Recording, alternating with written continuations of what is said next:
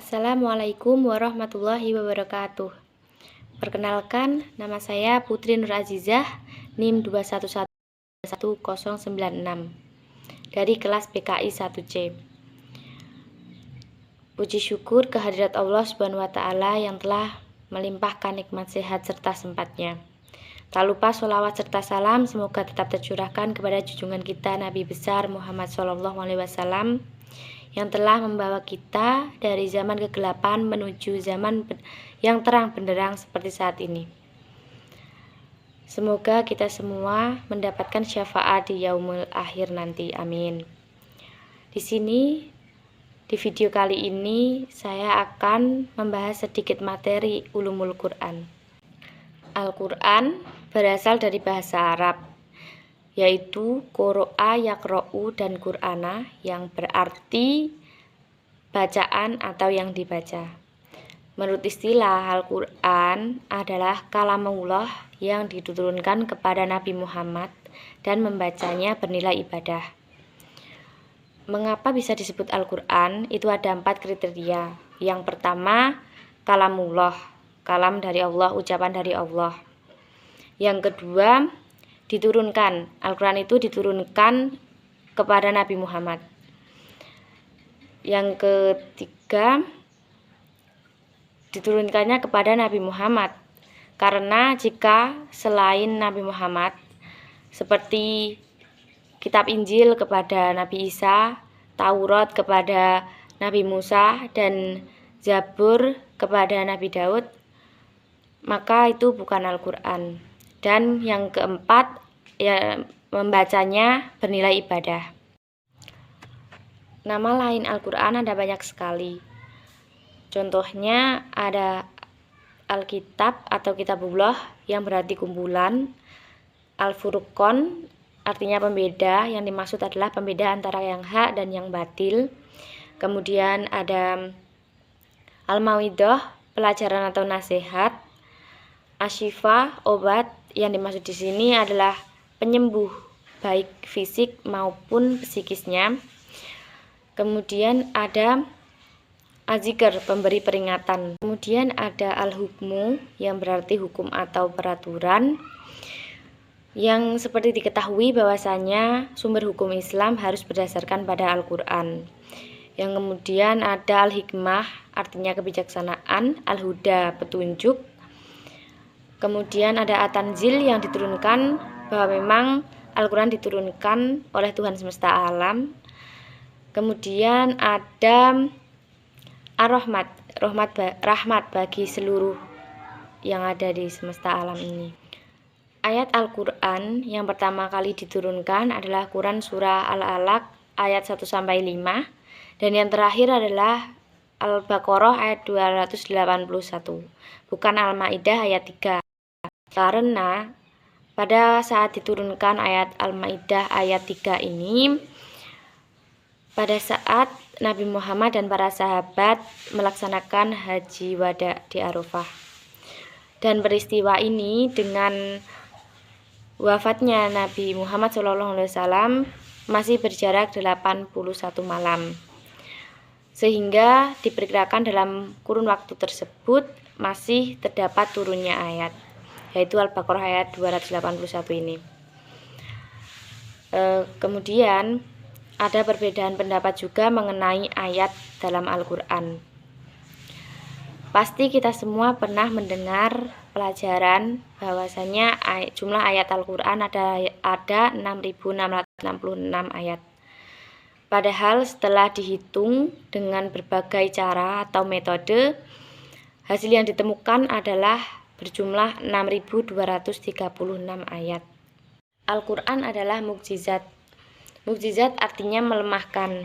Di sini yang dimaksud adalah Al-Quran mengalahkan dan melemahkan para penentangnya. Seorang sastrawan Hurais mengakui keistimewaan Al-Quran ini. Kemukjizatan Al-Quran di bidang bahasa mampu mengalahkan penentangnya. Ada 4 wujud mukjizat Al-Quran, yaitu yang pertama, fasahah dan balaghahnya, keindahan susunan dan gaya bahasa dari Al-Quran tiada bandingannya. Yang kedua, terdapat berita-berita dan janji-janji mengenai masa yang akan datang. Peramal memang benar adanya, tetapi ramalannya belum tentu benar. Sedangkan isi Al-Quran jelas kebenarannya. Kemudian ada menceritakan orang-orang terdahulu seperti kaum Nuh, kaum Samud, kaum Lut, kaum Ibrahim, dan lain sebagainya. Semua berita tentang mereka benar dan kesesuaian dengan ahli kitab. Kemudian ada banyak fakta-fakta ilmiah seperti turunnya hujan, asal-usul manusia, kemudian adanya matahari, bintang, dan planet-planet lainnya. Kemudian ada berita tentang pelayaran, kelautan, dan lain sebagainya. Nabi Muhammad SAW menerima wahyu yang pertama, yaitu surat Al-Alaq ayat 1-5 di Gua Hiro.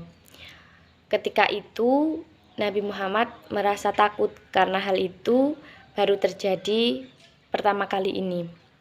Lalu beliau berlari ke rumah. Setelah itu ada istrinya Khadijah. Khadijah bingung dan cemas melihat Nabi Muhammad SAW tersebut. Kemudian Khadijah mengajak Nabi Muhammad untuk menemui Waraqah bin Naufal, yaitu sepupu dari Khadijah. Setelah mendengarkan dari Waraqah, Nabi Muhammad dan Khadijah merasa lebih tenang dan berani menghadapi hal yang akan terjadi di kedepannya. Setiap kali ayat Al-Quran turun kepada Nabi Muhammad, beliau segera menyampaikan kepada para sahabat. Bagi sahabat yang mampu menulis atau yang bisa menulis, diperintahkan untuk segera mencatatnya. Mencatatnya seperti di pelepah kurma, kulit binatang, tulang binatang, atau batu yang tipis. Ada banyak cara yang digunakan Allah untuk mengirimkan Al-Quran, baik secara nalar maupun yang hanya perlu diketahui dan diimani. Al-Quran di masa Rasulullah dipelihara dengan dua cara, yaitu mengandalkan hafalan dan tulisan. Pada permulaan Islam, para sahabat mempelajari dan memahami kandungan Al-Quran di kediaman Zaid bin Al-Arqam dan Nabi Muhammad sebagai guru mereka. Pada masa awal kekhalifahan Abu Bakar, terdapat berbagai macam kerusuhan, semacam provokasi, penggerogotan, dan penghancuran kaum muslimin, seperti munculnya nabi palsu.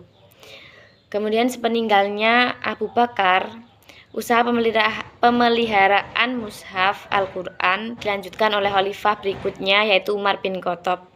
Tetapi pada masa ini tidak tercatat peristiwa penting mengenai pemeliharaan Al-Quran ini. Pada masa Khalifah Utsman, tim Al-Quran pimpinan Zaid bekerja keras lagi untuk melaksanakan perintah dari Khalifah. Secara berangsur-angsur, mushaf yang diprakarsai oleh para sahabat sebelumnya dilenyapkan dan tinggallah mushaf yang diprakarsai oleh Utsman, yaitu sering disebut dengan mushaf Al-Iman. Setelah Khalifah Utsman wafat, mushaf Al-Iman dianggap sebagai satu-satunya mushaf yang dijadikan pedoman umat Islam dalam membaca Al-Quran. Menurut catatan sejarah, Al-Quran ditulis tanpa titik dan baris, yang seperti sekarang ini disebut dengan Arab gundul. Untuk menjaga kemurnian Al-Quran yang ada di Indonesia atau yang didatangkan dari luar negeri, telah dibentuk panitia untuk mentasih atau menyeleksi Al-Quran yang akan diedarkan. Asbabun nuzul adalah peristiwa yang mendahului turunnya ayat Al-Quran dan keterkaitan dengan ayat yang turun. Jika kita memahami peristiwa asbabun nuzul, kita akan terbantu dalam memahami isi dari Al-Quran. Kemudian, mengapa bacaan Al-Quran bisa sia-sia? Kemungkinan yang pertama adalah seseorang tidak memahami syarat-syarat untuk mendapatkan manfaat dari Al-Quran. Syarat-syarat tersebut antara lain beradab terhadap Al-Quran dengan hati ikhlas. Yang kedua, merenungi tujuan asasi dari diturunkannya Al-Quran. yaitu untuk petunjuk bagi umat manusia. Yang ketiga, mengikuti cara interaksi para sahabat. Mereka mendalami Al-Quran dengan meninggalkan persepsi, keyakinan, dan pemahaman terdahulu. Mereka menjauhi kemusyrikan dan memahami Al-Quran secara mutlak. Tidak mengetahui adab-adab dalam membaca dan berinteraksi dengan Al-Quran. Adab-adab dalam membaca Al-Quran antara lain membersihkan mulut, berwudu, menghadap kiblat, membaca dengan tartil, membaca ta'awudz, membaca basmalah, memuliakan Al-Quran, membacanya di tempat yang bersih, suci dari hadas kecil maupun hadas besar, dan merenungkan maknanya. Kemungkinan yang ketiga, seseorang tidak mau berupaya dalam meningkatkan jenjang dari yang sekedar hanya bisa membaca ke memahami kandungannya. Upaya-upaya yang dapat dilakukan adalah membaca ayat secara perlahan, kemudian membaca terjemahannya. Yang kedua, membaca ayat, kemudian melihat tafsirnya. Yang ketiga, mengikuti kajian tafsir. Yang keempat, membaca ayat, kemudian menanyakan maknanya kepada para ulama. Kemungkinan yang keempat, seseorang tidak mempunyai niat untuk mengamalkan apa yang sudah mereka pahami. Para sahabat Nabi tidak hanya membaca, namun juga memahami dan mengamalkannya. Patut menjadikan mereka contoh. Dalam mengamalkan Al-Quran, ada beberapa faedah dan keutamaannya. Antara lain, fisik dan psikis akan terbimbing, karena siapapun yang mengamalkannya akan dituntun oleh Al-Quran. Yang kedua, basiroh, visi dan misi kehidupan akan lebih jelas dan terarah. Kemudian, menjalani hidup dengan lebih tenang dan dinamis. Yang kelima adalah kurangnya minat menghafal Al-Quran bagi segenap muslimin yang sudah mampu membacanya. Ada baiknya kita mengingat keutamaan Al-Quran untuk memotivasi diri agar mau menghafalkan Al-Quran. Yang pertama, termasuk dari golongan yang terbaik di hadapan Allah Subhanahu wa Ta'ala.